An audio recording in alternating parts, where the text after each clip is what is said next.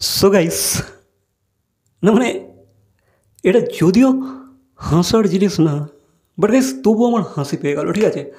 মানে ব্যাপারটা জানার পর একটা কাতুকুতু দিয়ে গেল, ঠিক আছে।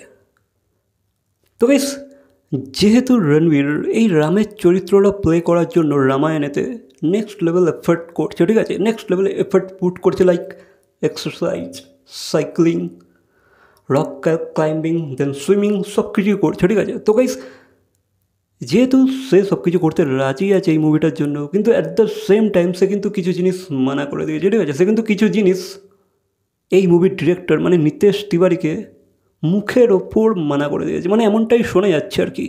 তো গাইস, রণবীর কিন্তু নিতেশ তিওয়ারিকে জানিয়ে দিয়েছে যে আমার ওপর, মানে আমার যে বডি, আমার যে ফিজিক, এটার ওপর যেন কোনো রকমের সিজিআই উপয়োগ না করা হয়, ঠিক আছে। মানে তার বডিটাকে যেন ন্যাচারাল রাখা হয়, মানে যেটা সে প্লে করবে, যেটা সে ক্যামেরাতে দেখাবে, সেটাই যেন ফাইনাল কাটেতে রাখা হয়।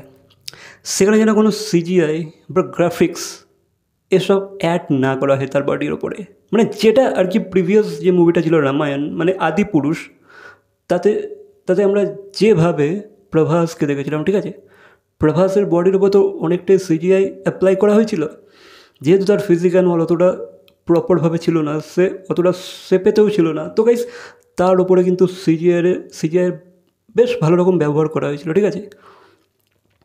বাট গাইস, এক্ষেত্রে রণবীর কিন্তু সেই জিনিসটা মোটেও চায় না। সে সেই কারণেই তো ভাই এতটা মেহনত করছে, তাই না? সে তো সেই কারণে এই লেভেলে গিয়ে জিম, সাইক্লিং, সুইমিং, এভরিথিং করছে, ঠিক আছে।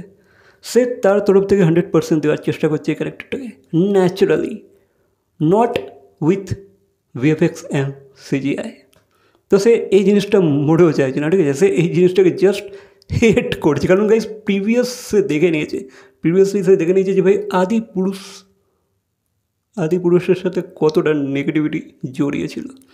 শুধুমাত্র এই কারণটার জন্য বিশ্বাস করে যে ভাই প্রভাসের বডিতে নেক্সট লেভেল সিজিআইয়ের ব্যবহার করা হয়েছিল, তার লুকটাকে এনহ্যান্স করার জন্য সিজিআইয়ের একটা সাহায্য নিয়েছিল তারা।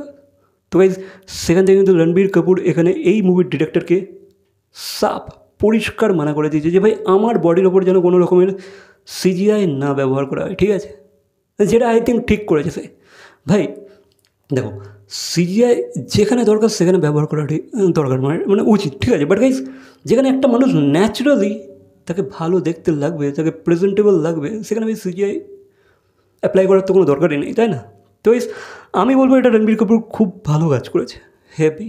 বাকি এই ব্যাপারটা শোনার পর আমার ওই আদি পুরুষের প্রভাসের মুখটা আমার চোখের সামনে ভেসে উঠেছিল, ঠিক আছে। সেই কারণেই কিন্তু আমি হেসে ফেলেছিলাম, বা আমার কাতুকুতু লেগে গেছিলো একটু, ঠিক আছে। ভাই আমার বেশ ভালো লাগলো ব্যাপারটা, ঠিক আছে।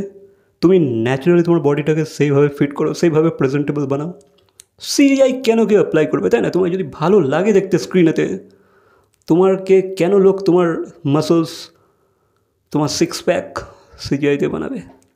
দরকারই তো নেই। বাকি এই বিষয়ে তোমাদের কি মতামত অবশ্যই কমেন্ট করে জানাবে। আর ভিডিওটা ভালো লাগলে লাইক, কমেন্ট, শেয়ার, সাবস্ক্রাইব। আর চলো, হাসি তো পাচ্ছি একটু। তো দেখা যাচ্ছে পরবর্তী কোনো ভিডিওর সাথে। Till then,